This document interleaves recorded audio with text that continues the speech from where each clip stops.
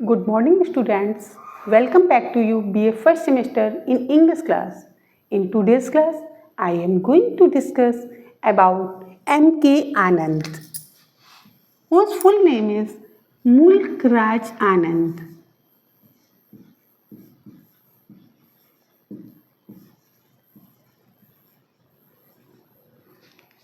He was born 12 December 1905 and he became die on 28 September 2004 in Delhi.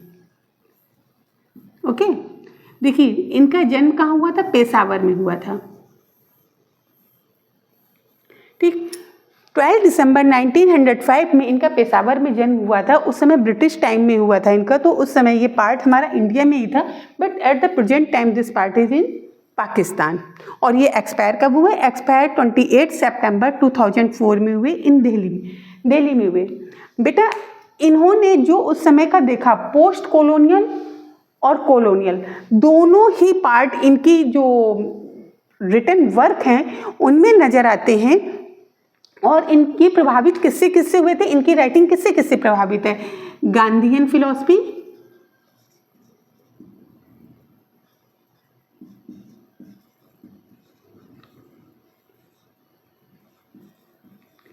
Marxism,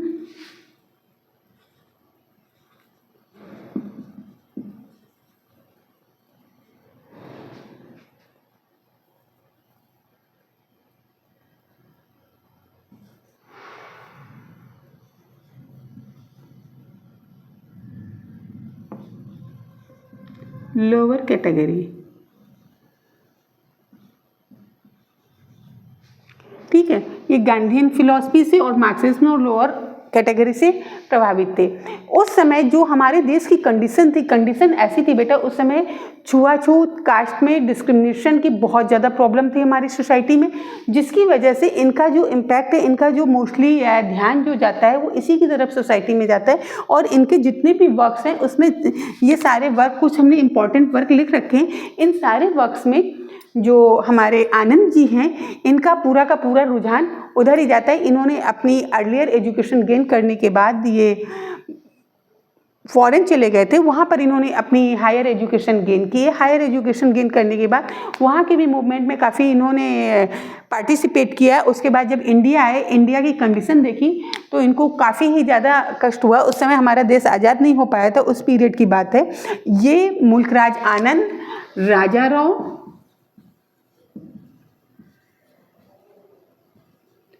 R.K. Narayan,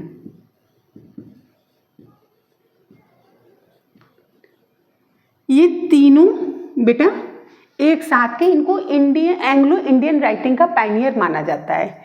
ये तीनों जो writers हैं हमारे एंग्लो इंडियन राइटिंग के पायनियर माना जाता है. इसमें मुल्क राज आनंद और R.K. नारायण, ये दोनों आपके सिलेबस में हैं. मैंने R.K. नारायण का प्रीवियस लेक्चर में बता दिया था, लेकिन राजा राव आपके सिलेबस में अभी नहीं है. लेकिन इन लोगों का वर्क कहीं ना कहीं सामाजिक कंडीशन को देखते हुए समाज को ऊपर की तरफ उठाना था.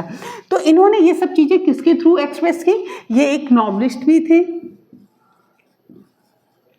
नॉवलिस्ट, स्टोरी राइटर,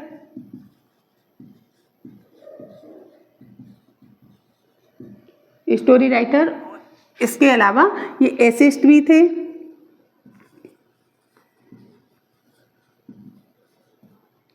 ठीक है, इन्होंने एक मैगजीन भी पब्लिश की थी, उसका भी इन्होंने जनरल भी लिखा था.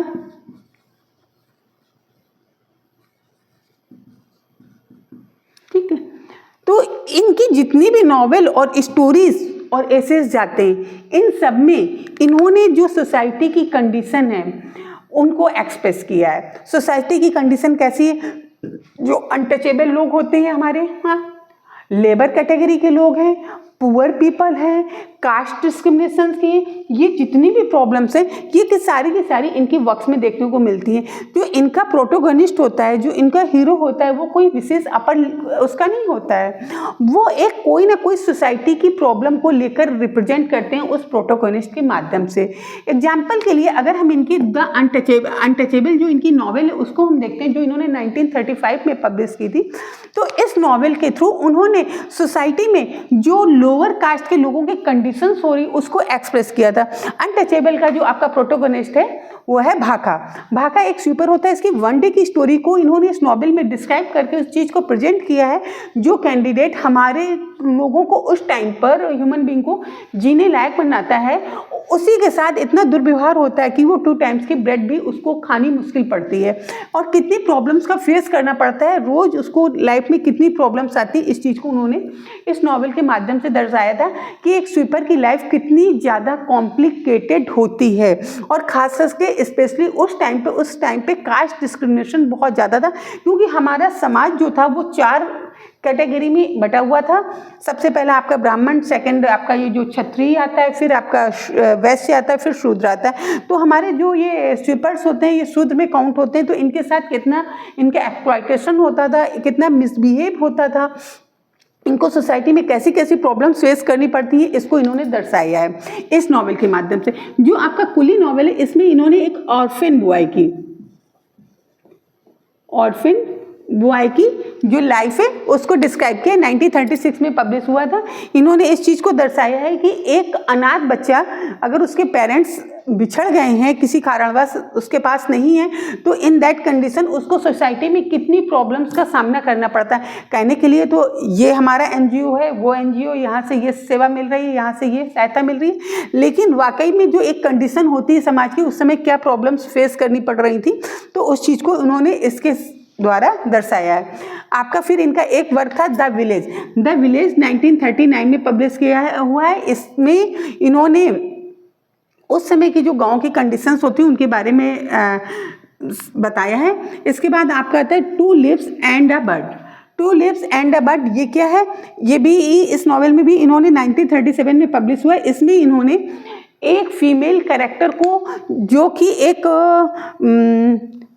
लोअर टू पॉवर्टी जो लाइफ स्पेंड कर रहे हैं, उस कंडीशन में वो किस तरह की प्रॉब्लम्स को हमारी सोसाइटी में फेस करती है, कितनी उसको प्रॉब्लम्स का सामना करना पड़ता है। एक पुअर फैमिली अगर है, उसके पास पैसा नहीं है और उसके पास टैलेंट है, सब कुछ है, तो उसके पास कुछ भी नहीं है, सिक्योरिटी नहीं है। इन दैट कंडीशन उनके साथ कितना मिसबिहेव होता है, उनके साथ कितना बुरा व्यवहार होता है। इन सब चीज़ों को two leaves and a bird में इन्होंने उस समय की कंडीशन को रिप्रेजेंट किया है। The sword and the sickle, ये आपकी पब्लिश हुई है 1942 में। द रोड 1961 में पब्लिश हुई है। इसके बाद the private life of an Indian Prince की प्राइवेट लाइफ 1953 में पब्लिश हुई। इसके थ्रू इन्होंने बताया कि हर एक की अपनी लाइफ होती है, एक इंडियन प्रिंस को क्या क्या प्रॉब्लम्स सामने आती है, उसकी बैकग्राउंड की फील कैसी होती है। हमें तो सामने से लगता है ये प्रिंस है, ये किंग है, ये प्राइम मिनिस्टर है, इसको तो सारी सुविधाएं होंगी, इसको तो कोई प्रॉब्लम ही नहीं होगी, लेकिन रियल लाइफ में उसको क्या क्या फेस करना पड़ता है, इस सब चीज़ों को दर्शाया। इसके बाद आपकी शॉर्ट स्टोरी है द बार्बर्स ट्रेड यूनियन। बेटा ये जो स्टोरी है ये आपके सिलेबस में है, ठीक है। द बार्बर्स ट्रेड यूनियन, आगे के क्लासेस में हम इसके बारे में बताएंगे। थोड़ा सा भी हम आपको इंट्रो दे देते हैं। इसका जो मेन प्रोटोगोनिस्ट है वो है चंदू क्या करता है? देखिए जितने भी मैं कैरेक्टर्स बता रही हूँ उसमें प्रोटोगोनिस्ट सारे के सारे लोअर डाउन से आ रहे हैं और मोस्टली इनका जो रहता है वर्क किस पर रहता है? Caste discrimination,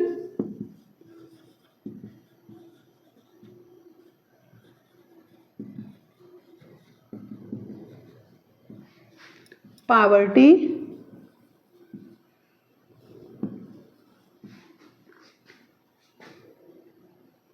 labour worker,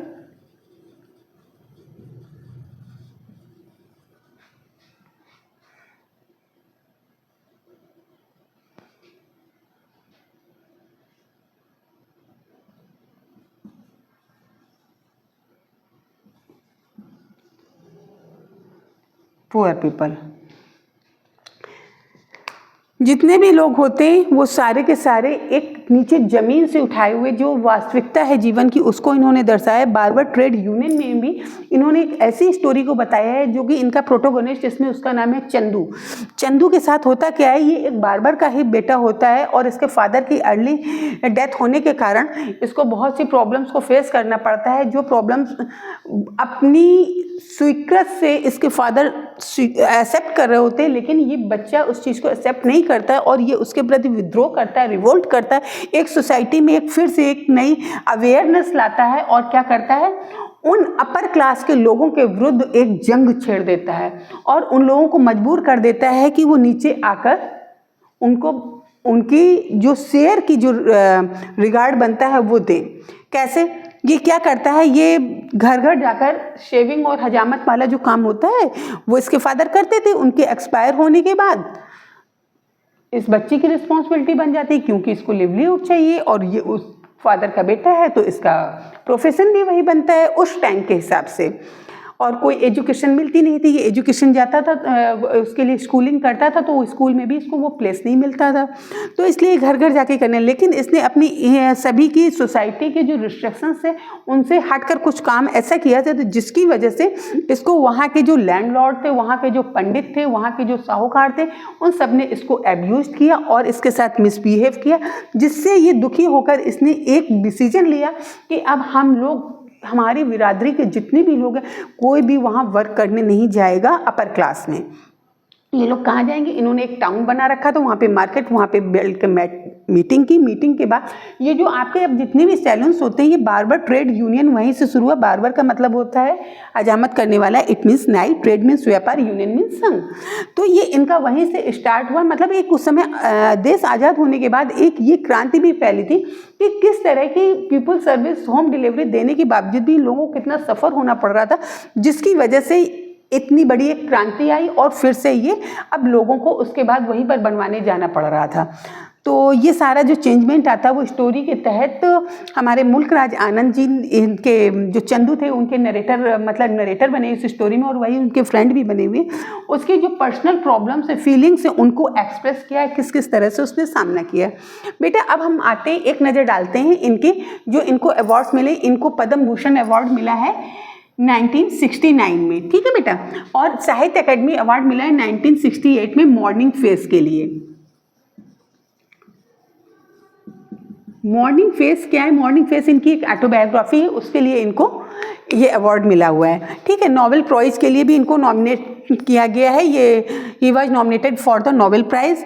honorary doctorates इनको कई बार कई यूनिवर्सिटीज़ ने, एक यूनिवर्सिटीज़ ने नहीं बेटा, कई यूनिवर्सिटीज़ ने इनको क्या किया, इनको डॉक्टरेट की डिग्री से अवार्ड दिया है, इनको अपने यहाँ सम्मानित किया गया। इवन इनको फॉरेन में भी डॉक्टरेट की डिग्री से सम्मानित किया गया। ये था बेटा शॉर्ट में जो हमने आपको मुल्कराज आनंद के बारे में बताया। तो आज की क्लास में बेटा इतना ही। I will meet you in next class with next writer. Okay बेटा, have a nice day, thank you.